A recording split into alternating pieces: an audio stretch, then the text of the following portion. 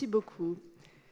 Depuis près de 10 mois, nos commerces de proximité et nos restaurateurs font face à une épreuve d'une ampleur inégalée. C'est la triple peine en Île-de-France, après les gilets jaunes, après les grèves massives dans les transports. La crise sanitaire porte un troisième coup massif à leurs efforts constants de toujours se relever. Si bien que, comme vous le savez, on estime aujourd'hui qu'il y a à peu près un tiers de nos restaurateurs qui pourraient mettre la clé sous la porte. Alors, je tiens avant tout à saluer leur courage, leur capacité de résilience et leur créativité pour se réinventer et continuer à avancer, alors que les obstacles mis en travers de leur route semblent infranchissables, insupportables et souvent injustes, voire même absurdes et incohérents. Alors qu'en fait, ils ne demandent qu'une chose, simplement pouvoir travailler et qu'on leur fasse un peu confiance. Alors, conscients de leurs difficultés, nous avons, avec Valérie Pécresse, essayé d'être les plus réactifs, créatifs et efficaces possibles pour les aider à mieux survivre, au mieux à survivre à cette crise. On a aidé, comme je le disais lundi, une entreprise sur 3 de la région, soit à peu près 400 000 TPE-PME d'Île-de-France. Je rappelle que la plupart des bénéficiaires de nos aides ont moins de 5 salariés. Alors, je pense évidemment à notre fonds résilience, en lien avec tous les territoires d'Île-de-France. Il profite à 45% à des entreprises sans salariés et à plus de 80% des entreprises de moins de 5 salariés.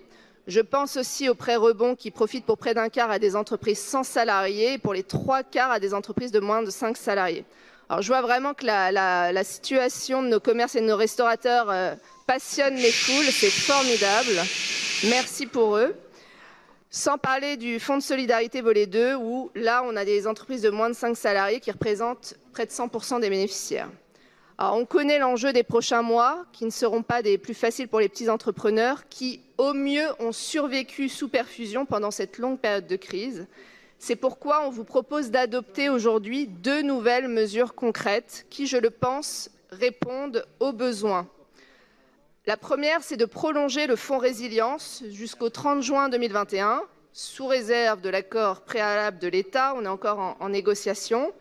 Je rappelle qu'on est la seule région de France, non seulement à avoir mis 100 millions d'euros sur la table avec l'aide de toutes les collectivités et de la Caisse des dépôts pour ce fonds résilience, mais on est la seule région à l'avoir injecté intégralement dans les petites entreprises et les restaurateurs et les commerces.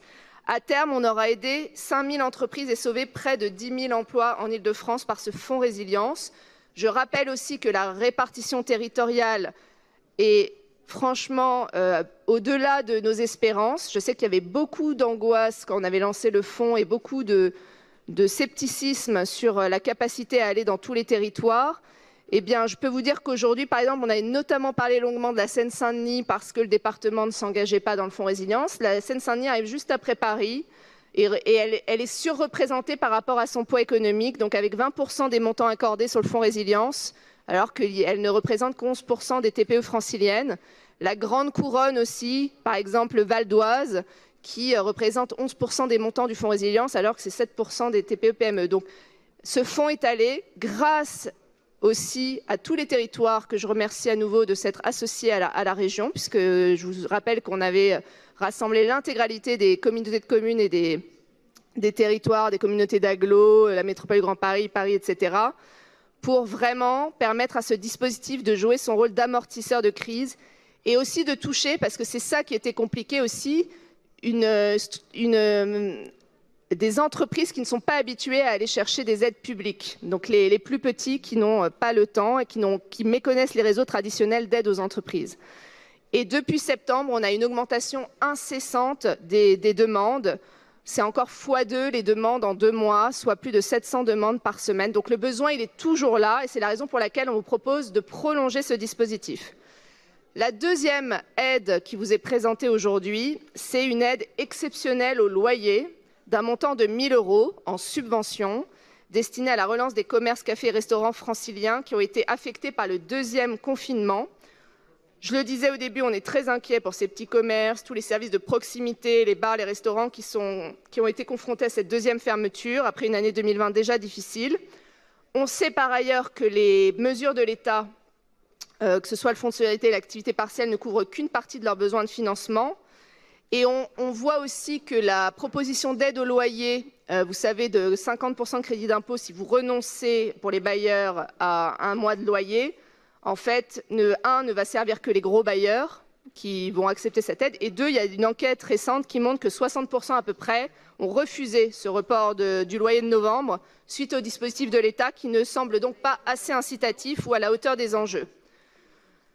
Donc la promesse qu'on avait entendue par le ministre de l'économie, zéro recette, zéro dépense, n'est pas tenue.